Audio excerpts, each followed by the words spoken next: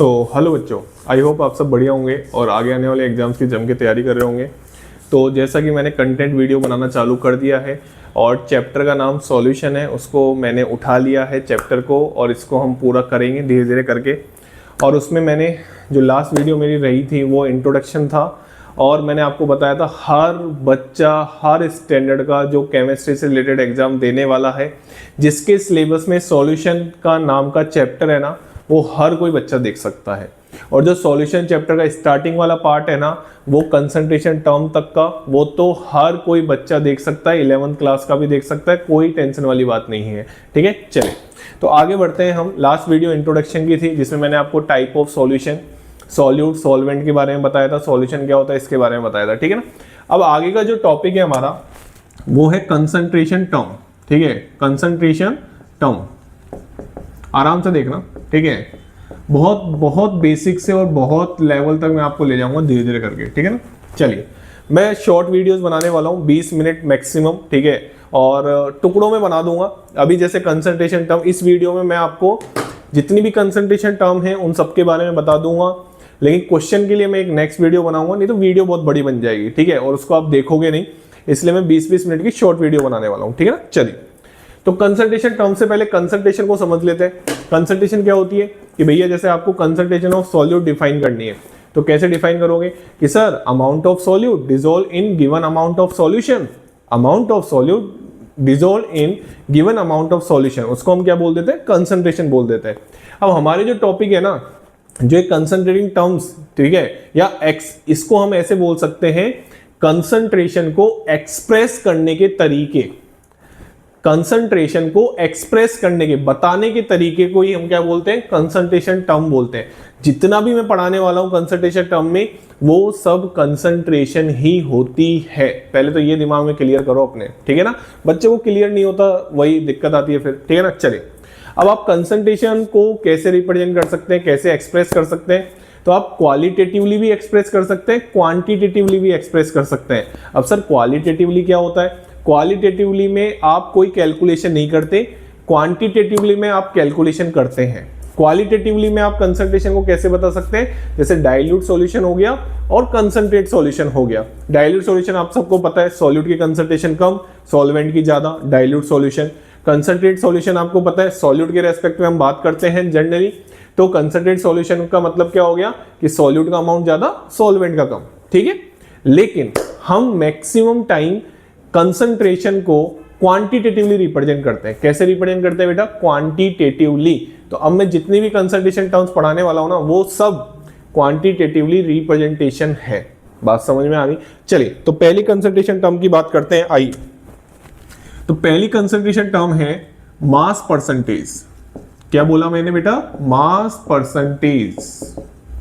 ठीक है, पेशेंस रखना पड़ेगा। ठीक है, मेरी वीडियोस को देखने के लिए आपको पेशेंस रखना पड़ेगा, जिसमें नहीं है वो 2x में लगा के देखो, कोई टेंशन वाली बात नहीं है। ठीक है ना। चलिए, मास परसेंटेज बोल लो या वेट परसेंटेज बोल लो या परसेंट W/W बोल लो, और किसके रेस्पेक्ट में लिखी जाती है? सॉल्यूट के रेस्पेक्ट में लिखी जाती है। जनरली कंसंट्रेशन जो लिखी जाती है वो सॉल्यूट के रेस्पेक्ट में लिखी जाती है। ठीक है ना, जनरली। ठीक है ना। चलिए, तो अगर हम मास परसेंटेज की बात करें तो इसका मतलब ये होता है, पहले तो ये समझे, ऑफ सॉल्यूट की मैं बात कर रहा हूं, ऑफ सॉल्यूट, आराम से देखो, कोई टेंशन वाली बात नहीं है। ठीक, तो इसका मतलब ये होता है सर कि mass of solute, mass of solute, एक एक चीज का मतलब समझाने वाला हूं भाई, एक एक चीज का। Mass of solute dissolve in 100 gram of solution, 100 gram of solution. अरे मैं आपको है ना इन वीडियोस के से आपको है ना पढ़ना भी सिखा रहा हूं, पढ़ा कैसे जाता है। आप जहां पे भी पढ़ रहे हो ना, कहीं भी पढ़ रहे हो, इंडिया के किसी भी कोने में, कोई सी भी कोचिंग में, मैं आपको ये सिखा रहा हूं कि पढ़ा कैसे जाता है, क्वेश्चनिंग कैसे करी जाती है टीचर से, और जो टीचर पढ़ा रहे होते हैं ना आपको, वहां पे कहाँ अंडरलाइन करनी होती है, कहाँ हमको डाउट आता है तो क्वेश्चन पूछना होता है। डरना नहीं होता हमको क्वेश्चन पूछते टाइम। ठीक है ना, बहुत बच्चे घबरा जाते हैं, लेकिन घबराना नहीं होता है। क्वेश्चन जितना करोगे, डाउट जितना पूछोगे, उतना क्लियर आएगा आपके दिमाग में। ठीक है ना। चलिए, तो mass of solute dissolve in 100 gram of solution. अब ये होता है इसका मतलब पे ध्यान देना, फॉर्मूले पे ध्यान मत देना। मैं आपको मैक्सिमम चीजें वैसे ही समझाने वाला हूं जो जिसमें कम से कम फॉर्मूले काम आ रहे हो, क्योंकि हम जब जेई और नीट की तैयारी करते हैं बहुत ज्यादा चीजें हो जाती हैं, ठीक है ना, तो बहुत बेसिक पे काम करते हैं। आइए, दो चीजें ये आपको दे रहा है, ठीक है, मास ऑफ सॉल्यूट दे रहा है और वेट ऑफ सॉल्यूशन दे रहा है। सबसे पहले तो मैं इसका अगर फॉर्मूला आपको बताऊं कि percent W/W of solute, percent W/W of solute, इसका फॉर्मूला आपको बताया जाता है weight of solute divide by weight of solution, और ये दोनों ग्राम में होते हैं। आप अगर मेड से पढ़ रहे हैं तो यूनिट कन्वर्जन को तो मैं आपको घोल के पिला दूंगा, इंटू 100, इंटू क्या हो जाएगा बेटा 100। आराम से देखो, ये इसका चलता फिरता फॉर्मूला है। कभी भी आपको वेट परसेंटेज पूछे आराम से ये निकाल सकते हो, ठीक है। मेरे को इसमें ज्यादा इंटरेस्ट नहीं है, मेरे को पता है किसमें ज्यादा इंटरेस्ट है। इसमें इंटरेस्ट है कि जैसे आपको लिखा हुआ मिल जाए 10% W/W NaCl इन वाटर, ऐसे लिखा हुआ मिल जाए, तो इसको कैसे पढ़ोगे आप, इसको कैसे पढ़ोगे आप, इसमें मेरे को ज्यादा इंटरेस्ट है। क्योंकि जैसा कि मैंने आपको बोला, फॉर्मूले में मेरा ज्यादा इंटरेस्ट नहीं होता, कॉन्सेप्ट में ज्यादा इंटरेस्ट होता है। चीजें बहुत ज्यादा हो जाती है, भूल जाता है बच्चा, ठीक है ना। तो इसको कैसे पढ़ोगे, आइए पढ़ के दिखाता हूं मैं। Mass of solute dissolve in 100 gram of solution, ठीक है। इसको कैसे पढ़ोगे, इसको आप ऐसे पढ़ोगे 10 ग्राम NaCl। पढ़ना सीख लेना, कोई भी क्वेश्चन हो, चाहे जे एडवांस का क्वेश्चन क्यों ना हो, बन जाएगा आपसे। 10 ग्राम NaCl dissolve in 100 gram solution, ऐसे पढ़ा जाता है इसको। अब 10% की जगह 20%, यहाँ पे कुछ भी लिख रखा हो, पढ़ा इसको ऐसे जाता है। मैंने एक एग्जांपल लेके आपको समझाया है, ठीक है ना। अब ये कितनी चीजें दे रहा है, अब आपको दिख रहा होगा ये केवल 2 चीजें दे रहा है, लेकिन मैं आपको दिखा सकता हूँ ये 3 चीजें दे रहा है। कैसे, आइए। एक तो ये आपको दे रहा है वेट ऑफ सॉल्यूट, क्या दे रहा है बेटा, एक तो आपको ये वेट ऑफ सॉल्यूट दे रहा है, ठीक है, कितना ग्राम, 10 ग्राम। एक आपको ये वेट ऑफ सॉल्वेंट सॉल्यूशन दे रहा है, कितना ग्राम, वेट ऑफ सॉल्यूशन कितना, 100 ग्राम। और एक आपको ये पता है क्या दे रहा है, वेट ऑफ सॉल्वेंट भी दे रहा है। अब ये बच्चों को चमकता नहीं है, कैसे दे रहा है, आइए मैं आपको समझा देता हूं। वेट ऑफ सॉल्यूशन बराबर क्या होता है, weight of solute, weight of solute plus weight of क्या होता है बेटा, सॉल्वेंट होता है। वेट ऑफ क्या होता है, सॉल्वेंट। तो मिल गया ना, 100 में से 10 माइनस कर दोगे तो कितना ग्राम सॉल्वेंट मिल गया, 90 ग्राम मिल गया। बेसिक है, आना चाहिए। बच्चे को पता नहीं होता कौन कौन सी चीजें, इतना सा वर्ड हमको बता रहा है। जब मैं क्वेश्चन सोल्व करवाऊंगा ना नेक्स्ट वीडियो में, तो आपको पता लगेगा। बात समझ में आ गई। ये होता है मास परसेंटेज। अच्छा, 12th की एनसीईआरटी मैंने रेफरेंस ले रखी है, तो आप जब इसको पढ़ेंगे ना एनसीईआरटी में से, तो आपको देखने को मिलेगा कि इन्होंने सॉल्यूट की जगह कंपोनेंट लिख रखा है। उसमें टेंशन मत लेना, ठीक है ना। सॉल्यूट की जगह कंपोनेंट लिख रखा है, यहाँ पे सॉल्यूशन का वेट लिख रखा है, कोई टेंशन वाली बात नहीं है। और दूसरी चीज, उन्होंने है ना जहां पे भी कंसंट्रेशन टर्म पढ़ाई है ना, उसके नीचे उसका एक एप्लीकेशन पार्ट दे रखा है। जैसे इसके नीचे एक एप्लीकेशन पार्ट दे रखा है ब्लीचिंग सॉल्यूशन, ब्लीचिंग सॉल्यूशन, हाँ जी हाँ, ये कमर्शियली यूज में आती है ये कंसंट्रेशन टर्म। तो उनके यूजेस दे रखे हैं, वो जरूर पढ़ें। वहां से नीट में एक बार क्वेश्चन पूछा जा चुका है, वो भी मैं आपको बताऊंगा कौन सा पूछा जा चुका है। तो आपको एनसीईआरटी जैसे मैं बोल रहा हूं ना, मेरे तरीके से पढ़नी है, आपके तरीके से नहीं पढ़नी, मेरे तरीके से पढ़नी है। इसके नीचे एक यूज दे रखा है, ठीक है, ब्लीचिंग सॉल्यूशन का, उसमें सोडियम हाइपोक्लोराइट आपको मिलने वाला है, NaOCl जिसका फॉर्मूला होता है, तो उसको भी पढ़ना है आपको, ठीक है। चलिए, तो ये पहली कंसंट्रेशन टर्म थी, आराम से समझ में आ गई होगी। आइए दूसरे की बात करते हैं। तो दूसरे की जब मैं बात करता हूं, तो दूसरे में आपका आता है, ठीक है, इसको मैं थोड़ा सा अपने अकॉर्डिंग चेंज कर देता हूं। यहाँ पे वेट परसेंटेज, इसको मैं पूरा ही रफ कर देता हूँ, ठीक है, इतनी देर में तो मैं लिख ही दूंगा वापस। चलिए, इसको मैं पूरा ही रफ कर देता हूँ। नोट्स बनाओगे ज्यादा बेटर रहेगा, सुनने से कुछ होता नहीं है, बात समझ में आ जानी चाहिए आपको, ठीक है ना। चलिए, इसको भी हटा देता हूँ मैं। आइए, दूसरी कंसंट्रेशन टर्म की अगर मैं बात करूं बेटा, तो परसेंट W/V ऑफ सॉल्यूट। तो आपको ये समझा दूंगा मैं कि ये तीनों लिंक कैसे कर रही हैं, ठीक है। इसमें आप क्या लिखेंगे, सॉल्यूट, जो भी कंपोनेंट का पूछा है, जो भी कंपोनेंट की परसेंटेज है उसको लिखेंगे, और नीचे आप लिखेंगे वॉल्यूम ऑफ सॉल्यूशन। यूनिट पे ध्यान देना, ml में लिखा जाता है या ग्राम में लिखा जाता है, और इनटू क्या किया जाता है, 100, ठीक है। पढ़ा कैसे जाता है, पढ़ा ऐसे जाता है, वेट और मास लिखो, कोई दिक्कत वाली बात नहीं है। Weight of solute, weight of solute dissolve in 100 ml solution. Underline करते जाना, 100 ml सॉल्यूशन है यहाँ पे, और यहाँ पे वेट ऑफ सॉल्यूट। बात समझ में आ गई, आप आनी भी चाहिए। जैसे मैं आपको बताऊं कि जैसे आपको मिला 10% W/V, सर NaCl की जगह और कुछ ले लो, आओ ग्लूकोज ले लेते हैं। ग्लूकोज इन वाटर सॉल्यूशन बना रखा है, लिक्विड सॉल्यूशन बना रखा है। कैसे पढ़ोगे इसको ऐसे पढ़ोगे 10 gram glucose dissolve in 100 ml solution. भाई ये ऐसी चीजें है ना बहुत बेसिक, ऐसे लिख सकते हो आप। कितनी चीजें प्रोवाइड करवा रहा है ये? 2 चीजें बताओ कौन कौन सी। एक तो वेट ऑफ सॉल्यूट बता रहा है, वेट ऑफ सॉल्यूट कितना हो गया 10 ग्राम, और दूसरा क्या बता रहा है volume of solution. Volume of solution कितनी हो गई 100 ml। ml है, ध्यान से सुन लेना क्या है, ml है, ml यूनिट कन्वर्जन। बार बार टोकूंगा, बार बार समझाऊंगा, जब आपके दिमाग में बैठेगा यूनिट कन्वर्जन फिजिकल केमिस्ट्री में कितना इंपॉर्टेंट है। बात समझ में आ गई। अब इसमें पता है कमाल की बात क्या होती है, अगर इसके साथ डेंसिटी और दे देना बेटा, इसके साथ क्या दे दे, डेंसिटी ऑफ सॉल्यूशन दे दे, जो कि क्वेश्चंस में दिया भी जाता है, तो मजा आ जाएगा। तो मजा आ जाएगा। बताऊं कैसे, आइए मैं आपको सिखाता हूं। जैसे आपको density of solution the, density of solution का फॉर्मूला क्या लिखोगे, weight of solution divide by volume of solution. इतनी बारीकी से मैं पढ़ाता हूं। ये जो डेंसिटी ऑफ सॉल्यूशन है ना, इसकी जगह अगर सॉल्वेंट लिखा होता ना, तो यहाँ पे भी सॉल्वेंट आता, यहाँ पे भी सॉल्वेंट आता। समझ लो अच्छे से, सुन लो अच्छे से।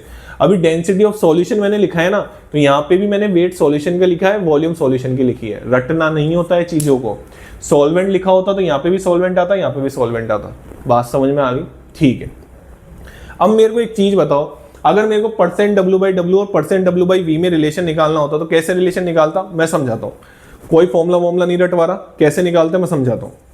मेरे को एक चीज बताओ, जैसे आपने डेंसिटी ऑफ सॉल्यूशन मान ली D, ठीक है, और ये आपने वेट जो सॉल्यूशन का मान रखा है ग्राम में मान रखा है, और वॉल्यूम ऑफ सॉल्यूशन मान रखी है किसमें, ml में। यूनिट ध्यान रखना। तो अगर मैं इसमें वॉल्यूम ऑफ सॉल्यूशन का वैल्यू रख दूं, तो देखो वॉल्यूम ऑफ सॉल्यूशन बराबर क्या आ जाएगा, weight of solution divide by density of solution. Density of solution किसमें आएगी बेटा, ग्राम पर ml में। किसमें आएगी, ग्राम पर ml में। और ये किसमें, अपना ग्राम में। उठा के उस फॉर्मूले में रख दो, तो देखना क्या जादू होने वाला है। परसेंट W/V बोलते हैं ना, रटना होता है, रटना कुछ भी नहीं होता है, समझना होता है हर चीज को। Weight of solute divide by weight of solution, और इनटू क्या हो जाएगा, इनटू क्या हो जाएगा। अच्छा अब एक चीज समझो, आराम से समझना कि भैया मेरे को एक चीज बताओ, यहाँ पे 100, इस वाले 100 को मैं इधर लेके गया, और यहाँ पे क्या कर दिया मैंने, डेंसिटी ऑफ सॉल्यूशन। बताओ ये वाली टर्म क्या है। इसी को तो मैंने अभी थोड़ी देर पहले परसेंट W/W बोला था। अब बच्चे टीचर्स लिखा देते हैं इसको रिलेशन डायरेक्ट, और बच्चा सोचता है यार इसको भी रटना होता है क्या। अरे रट क्यों रहे हो, तुमको सिखा तो रहे हैं, अभी सिखा तो रहा हूं। क्वेश्चन सोल्व कैसे किया जाता है, इन वैल्यूज का मतलब सीख लेना, बस इन वैल्यूज का मतलब सीख लेना आज के बाद, ठीक है ना। चलिए, तो इनटू क्या हो जाएगा, डेंसिटी ऑफ सॉल्यूशन हो जाएगा। और बच्चा ऐसे सोचता है कि यार ये तो ट्रिक है, ये तो ट्रिकी फॉर्मूला है, ठीक है। और फॉर्मूले को भी बच्चा रट लेता है, लेकिन क्वेश्चन फिर भी सॉल्व नहीं होता। बताओ क्यों, क्योंकि केवल फॉर्मूला ही रटना नहीं होता, उसके साथ आपको यूनिट कन्वर्जन भी आना चाहिए। यूनिट भी पता होनी चाहिए। जैसे मैं हर जगह यूनिट लिख रहा हूं, यहाँ पे डेंसिटी ऑफ सॉल्यूशन की यूनिट क्या है, ग्राम पर ml। बात समझ में आ गई। यहाँ पे परसेंट W/W है, यहाँ पे परसेंट W/V है। मैं तो फिर भी नहीं बोलूंगा आप ये फॉर्मूला याद करो, लेकिन ये फॉर्मूला बना के क्यों दिखा रहा हूं, मैं हर रिलेशन का फॉर्मूला लिखूंगा। क्यों, क्योंकि ऑप्शन में कभी कभी नीट के एग्जामों में या कोई गवर्नमेंट एग्जाम में सीधे सीधे ये फॉर्मूले भी पूछ लिए जाते हैं, सीधे सीधे ये रिलेशन भी पूछ लिए जाते हैं। बात समझ में आ गई क्यों लिखा रहा हूं मैं ये फॉर्मूले, क्वेश्चन सोल्व करने के लिए नहीं लिखा रहा। हाँ आपको याद रह जाते हैं तो अच्छी बात है, यूनिट का ध्यान रखना बस। क्लियर। चलिए, तो ये दूसरी अच्छा इसको हम फार्मेसी में यूज में लेते हैं, ठीक है। मैंने बोला ना हर कंसंट्रेशन 12th क्लास की एनसीईआरटी में हर कंसंट्रेशन टर्म के नीचे उसके यूजेस लिख रखे हैं, ठीक है। चलिए, तो परसेंट W/W के बाद हम बढ़ते हैं परसेंट V/V, तीसरी कंसंट्रेशन टर्म पे। आइए इसको मैं रफ कर देता हूं, लिख लिया होगा आपने, क्योंकि आप वीडियो को आराम से पीछे करके भी लिख सकते हैं, कोई टेंशन वाली बात नहीं है, ठीक है ना। चलिए, तो इसको मैं आराम से रफ कर देता हूं, लिख लिया होगा आपने, वीडियो को पॉज करें आराम से लिख लीजिए, ठीक है ना। चलिए, अब मैं इसको रफ करता हूं और आगे बात करता हूं, आगे बात करते हैं। वीडियो को पॉज करो, आराम से लिख लो, कोई टेंशन वाली बात नहीं है, ठीक है ना। चलिए, अब मैं आपको तीसरी कंसंट्रेशन टर्म के पास लेके जाता हूं, जिसका नाम है वॉल्यूम परसेंटेज। और यहां से नीट में क्वेश्चन आया था इसके यूजेस से, वॉल्यूम परसेंटेज। हल्का नहीं पढ़ाऊंगा, टेंशन मत लो, लेकिन बहुत बेसिक से पढ़ाऊंगा, ठीक है ना। वॉल्यूम परसेंटेज बोल लो इसको, और इसको बोला जाता है परसेंट वी बाई वी। ठीक है, अब बच्चे थोड़ा लिंक करना चालू कर देते हैं। Percent we by v of solute की अगर हम बात करें तो यहाँ पे क्या आएगा बेटा, यहाँ पे आएगा वॉल्यूम ऑफ सॉल्यूट, और यहाँ पे नीचे क्या आएगा, वॉल्यूम ऑफ सॉल्यूशन, और दोनों किस में आएंगे, ml में। दोनों किस में आएंगे बेटा, ml में, और इंटू क्या हो जाएगा, 100। क्या हो जाएगा, इंटू 100 हो जाएगा। ठीक है, अब पॉइंट ध्यान से सुनना, जितने भी लिक्विड सॉल्यूशन होते हैं ना, उनको जनरली इसी कंसंट्रेशन टर्म से बोला जाता है, मतलब जिसमें सॉल्यूट भी लिक्विड हो, सॉल्वेंट भी लिक्विड हो, इनको generally percent we by V से बोला जाता है। ठीक है ना, जैसे एक एग्जांपल मैं आपको बताता हूं, 10% सर आपने बहुत ले लिया, हटाओ 10% को, कुछ और लो, आ जाओ कुछ और ले लेते हैं। जैसे मैंने लिया 15% alcohol, 15% V by V alcohol in water, और ये सॉल्यूशन बना रहा है। ठीक है, चलिए इसको कैसे पढ़ेंगे, इसको पढ़ना सीख लो भाई मेरे से। 15 ml of alcohol dissolve in 100 ml solution. अभी तक मैं हर जगह सॉल्यूशन लिख रहा हूं, हर जगह क्या लिख रहा हूं मैं, सॉल्यूशन लिख रहा हूं हर जगह। ठीक है ना, आराम से देखो, ये कितनी चीजें दे रहा है, ये भी आपको 3 चीजें दे रहा है, बट इसमें एक कंडीशन है, बताता हूं क्या। यहाँ पे आपको वॉल्यूम ऑफ सॉल्यूट मिल रही है, ठीक है सर। यहाँ पे आपको वॉल्यूम ऑफ सॉल्यूशन मिल रही है, ठीक है सर। एक आपको वॉल्यूम ऑफ सॉल्वेंट भी मिलेगी, बट उसमें एक कंडीशन है, इसमें एक कंडीशन है, बता दूं कौन सी कंडीशन है। 11th वाले बच्चों को तो थोड़ी कम समझ में आएगी, क्योंकि उन्होंने पढ़ नहीं रखा आइडियल सॉल्यूशन कौन होता है, नॉन आइडियल सॉल्यूशन कौन होता है। 12th वाले बच्चे इसी चैप्टर में आगे जाके मैं पढ़ाऊंगा, ठीक है ना। तो भैया आराम से सुन लेना, ये जो आप लिखते हो ना, या ये जो आप लिखते हो वॉल्यूम ऑफ सॉल्यूशन बराबर volume of solute plus volume of solvent, बेटा ये है ना, ये वाली चीज केवल और केवल आइडियल सॉल्यूशन के लिए वैलिड है। ये केवल और केवल किसके लिए वैलिड है, आइडियल सॉल्यूशन के लिए। ये वाली चीज नॉट वैलिड है, नॉट इक्वल टू होती है किसके लिए, नॉन आइडियल सॉल्यूशन के लिए। अब ये आइडियल सॉल्यूशन क्या होता है, नॉन आइडियल सॉल्यूशन क्या होता है, वो 12th वाले बच्चे पढ़ते हैं सॉल्यूशन चैप्टर में, पढ़ाऊंगा मैं धीरे धीरे करके। जनरली 11th क्लास तक जो क्वेश्चन आप देखते हो वो ये वाला क्वेश्चन देखते हो, जनरली यही चीज लगती है हमेशा। जब भी आप दो चीजों को मिक्स करते हो तो आप वॉल्यूम ऐड कर देते हो, लेकिन बाई चांस एडवांस में या और अच्छे एग्जाम्स में ये हो सकता है कि बराबर भी ना आए। ठीक है, ठीक है, लेकिन मैक्सिमम टाइम आप कौन सा यूज में लेते हो, ये वाला। बात समझ में आ गई, ठीक है। तो आपको ये 3 चीजें देगा, लेकिन ये होगा जब, नहीं तो 2 चीजें तो दे ही रहा है। क्लियर हो गई बात, ठीक है। अब यहां से क्वेश्चन क्या आया था मैं आपको बताता हूं। यहां से क्वेश्चन आया था इथाइलिन ग्लाइकोल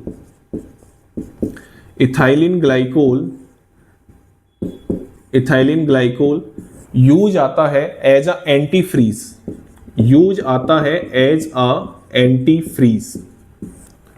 अब एंटी फ्रीज ये मैं आपको बताता हूं, जितने भी हमारे कार इंजन होते हैं ना, उसमें एक कूलेंट होता है। कूलेंट का मतलब वाटर होता है उसमें, ठीक है ना। तो जो हमारा इंजन गर्म होता है ना, वो ठंडा करने का भी काम करता है उसमें, कूलेंट बोला मैंने। तो क्या होता है ना, जो कोल्ड कंट्रीज होती हैं तो उसमें तो टेम्परेचर जो सराउंड का होता है वो तो बहुत कम होता है, और वाटर का फ्रीजिंग पॉइंट क्या होता है, 0 डिग्री सेल्सियस। तो वाटर जम जाएगा उस केस में, तो वाटर उस केस में उस इंजन को कूल नहीं कर पाएगा। तो इसलिए यहाँ पे इथाइलिन ग्लाइकोल मिलाते हैं वाटर के अंदर। तो इथाइलिन ग्लाइकोल वाटर के अंदर जाके क्या करता है, वाटर का फ्रीजिंग पॉइंट कम कर देता है। जी हाँ, 0 डिग्री सेल्सियस से लगभग -17 डिग्री सेल्सियस तक ले जाता है अप्रोक्सली। ठीक है, एक्यूरेट वैल्यू दे रखी है एनसीईआरटी में। और ये क्वेश्चन पूछा गया था नीट में एक बार, ठीक है, किसी साल में तो पूछा गया था कि बताओ एंटी फ्रीज की तरह कौन काम में आता है। एंटी फ्रीज का मतलब होता है उसका फ्रीजिंग पॉइंट डिक्रीज कर दिया। किसने, इथाइलिन ग्लाइकोल ने। किसका डिक्रीज कर दिया, वाटर का। आई होप ये जो लाइंस में बोलता हूं ना, ये क्रिस्टल क्लियर आपको समझ में आनी चाहिए, जब भी तो मजा आएगा पढ़ने में। ये तो पढ़ाई तो हर जगह चल रही है, ठीक है ना। तो ये आपको अच्छे से क्रिस्टल क्लियर समझ में आना चाहिए, ठीक है। चलिए अब एक और कंसंट्रेशन, वैसे बहुत सारी कंसंट्रेशन टर्म है, ठीक है। तो अभी तो हम एक पीपीएम की बात और करेंगे, और फिर आगे की जो कंसंट्रेशन टर्म्स की बात है वो हम नेक्स्ट वीडियो में देखेंगे, ठीक है ना। जैसा कि मैंने बोला, मैं वीडियो को बड़ा नहीं करना चाहता हूँ, ठीक है। तो आराम से मैं हर चीज को बहुत डिटेल में बताने वाला हूँ, ठीक है। पेशेंसली सुनना है बस आपको। तो 4th कंसंट्रेशन टर्म है जिसका नाम है पार्ट्स पर मिलियन। इसका एनसीईआरटी में क्वेश्चन भी है 12th में, ठीक है, जिसको हम पीपीएम के नाम से जानते हैं। ठीक है। इसका जो आप बोलते हैं ना, तो इसको आप बोलते हैं ppm। अगर मैं बोलूं ppm कंसंट्रेशन ऑफ सॉल्यूट, ठीक है, तो इसको पता है कैसे पढ़ा जाता है, मैं आपको बताता हूं। इसमें पढ़ा जाता है ऐसे कि पार्ट ऑफ दैट कंपोनेंट, ठीक है, part of that component divide by total part of solution, और इनटू पता है क्या किया जाता है, इनटू 10⁶ किया जाता है। इनटू क्या किया जाता है, 10⁶। अब सर ये पार्ट क्या लिखा है, देखो एनसीईआरटी में ये लैंग्वेज यूज में ले रखी है। इसको मैं आपको पहले तो एक चीज क्लियर कर देता हूँ। पीपीएम जो कंसंट्रेशन होती है ना, बहुत माइन्यूट कंसंट्रेशन की बात होती है, जिनमें बहुत, मैं समझाता हूँ आराम से। जैसे ये पीपीएम कंसंट्रेशन को आप मास बाई मास में भी रिप्रेजेंट कर सकते हैं, मास बाई वॉल्यूम में भी रिप्रेजेंट कर सकते हैं। ये पता ही नहीं होता, बच्चों को पता ही नहीं होता कि एनसीईआरटी में लिख रखा है। और वॉल्यूम बाई वॉल्यूम में भी रिप्रेजेंट कर सकते हैं। पहले तो ये अच्छे से समझो, ठीक है।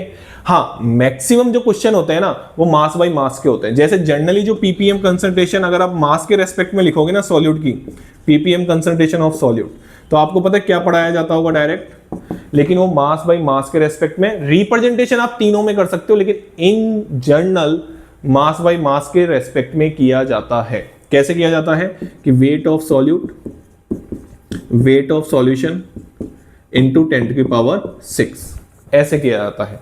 अब यहां पे क्या होता है, कई जगह आपको, मैं आपको एक चीज बताता हूं कि अगर यहां पे क्या होता है, वेट ऑफ जो सॉल्यूट होता है ना, वो बहुत कम होता है वेट ऑफ सॉल्यूशन के, वेट ऑफ सॉल्वेंट के, सॉरी। तो अगर ये बहुत कम है तो आप क्या बोल सकते हो कि जो वेट ऑफ सॉल्यूट है ना, बहुत बारीक से बताऊंगा, weight of solute plus weight of solvent को आप क्या लिख सकते हो, वेट ऑफ सॉल्वेंट को आप क्या लिख सकते हो, वेट ऑफ सॉल्वेंट। और ये किसके बराबर होता है, वेट ऑफ सॉल्यूशन के। तो कई जगह, कई मॉड्यूल्स में, कई जगह आपको ये वेट ऑफ सॉल्यूशन की जगह वेट ऑफ सॉल्वेंट भी लिखा हुआ मिल सकता है।